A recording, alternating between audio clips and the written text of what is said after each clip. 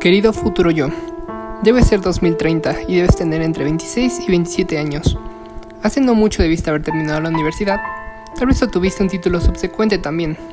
Cuéntame, ¿qué tal te fue? ¿Cómo está México? ¿Es que todo ha mejorado ya?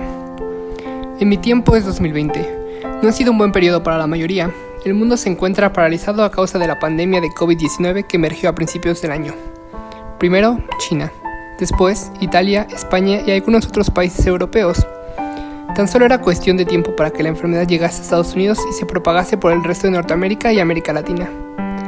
La velocidad con la que se esparce el COVID-19 no es tan solo consecuencia de su alta habilidad, sino también del mundo globalizado. Así pues, cada día nuevo trae consigo una cifra enorme de muertes e infecciones. En cuanto a México, el país se encuentra atravesando la tercera fase de la pandemia, durante la cual se espera alcanzar el punto máximo de contagios para después aplanar la curva. Hoy, la cifra de casos confirmados sobrepasa los 60.000, con un número aproximado de 7.000 muertes.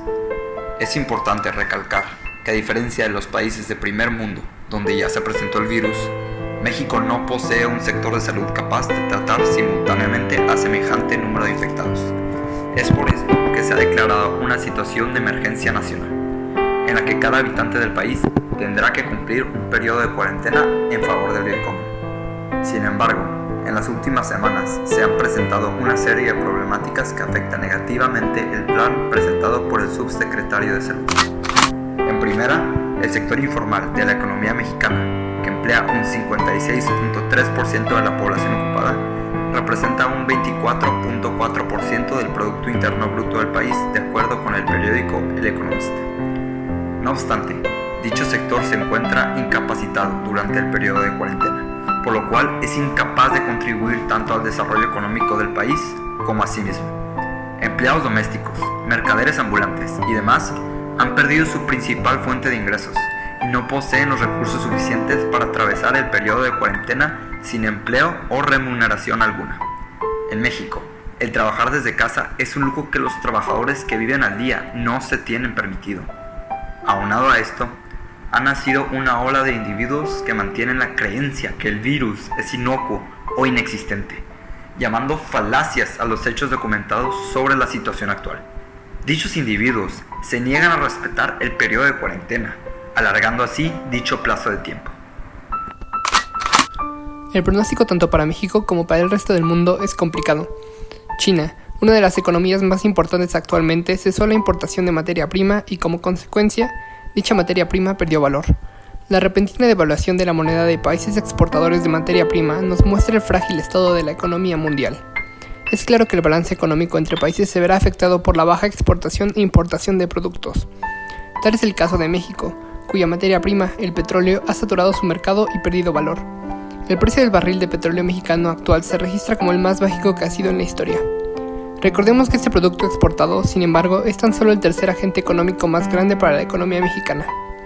El turismo, contribuyente que ocupa el segundo lugar, también se verá afectado. Playas y lugares turísticos a lo largo del país se encuentran cerrados momentáneamente y hasta el término del periodo de cuarentena. ¿Qué significa esto para México? Se aproxima un gran periodo de recesión. El antes bajo crecimiento económico del país ahora se verá estancado completamente. El desempleo continuará en aumento y aquellos que no pueden sostenerse recurrirán a exponerse al virus. ¿Qué será del país? No cabe duda que reactivar la actividad económica es esencial, ya que la tasa de desempleo está en constante aumento y no muestra señales de detenerse. Se han registrado más de 300.000 empleos perdidos, una cifra actual más cercana a 600, sin contar el sector informal. Tomando en cuenta que más del 40% de los mexicanos viven en situación de pobreza, es acertado decir que miles de familias podrían perder su sustento económico. Asimismo, no se puede permitir el decline de los agentes económicos más importantes para el desarrollo económico del país. De lo contrario, el impacto de la pandemia será notable durante las décadas por venir. Ya que el sistema financiero de México se ha probado insuficiente al momento de mantener la economía sin ayuda del sector privado, lo mejor será un acercamiento lento, pero seguro a la apertura de negocios y servicios. Para lograrlo, es necesario crear y promover una cultura de distancia. Prohibir que se opere sin medidas de salud preventivas, como el uso de cubrebocas y accesos sanitarios. Indudablemente cambiará nuestra manera de vivir. Se deberán evitar convivencias sociales grandes e innecesarias, el contacto físico en el ámbito laboral y deberán establecerse nuevas medidas preventivas en el ámbito doméstico. A pesar de las obscuras condiciones en las que se encuentra el país, tengo presente que este se recuperará. No se debe mirar más allá del año 2017 para encontrar un ejemplo de resiliencia por parte del pueblo mexicano. En septiembre de aquel tiempo, trabajadores, estudiantes y empresarios por igual se unieron tras una causa común. Un terremoto con magnitud de 7.1 en la escala de Richter azotó la zona central del país, derrumbando una docena de edificios y despojando a cientos de su hogar. Lamentablemente, el siniestro tomó la vida de 369 ciudadanos y dejó secciones de la ciudad en ruinas. ¿Qué hizo el pueblo mexicano? ¿Se dejó vencer acaso?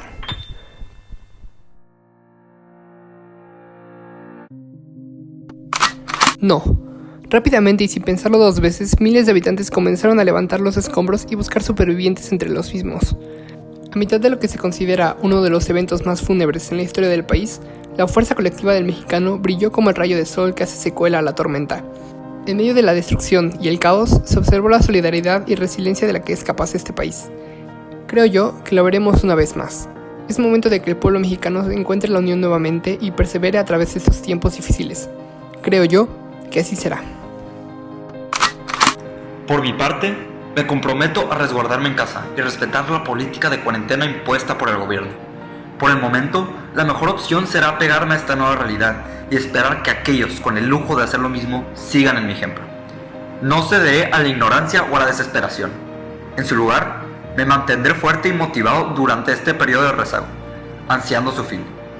Con el paso del tiempo, la situación mejorará y podrá jugar un rol más activo, pero por ahora, el mejor acto es permanecer en casa.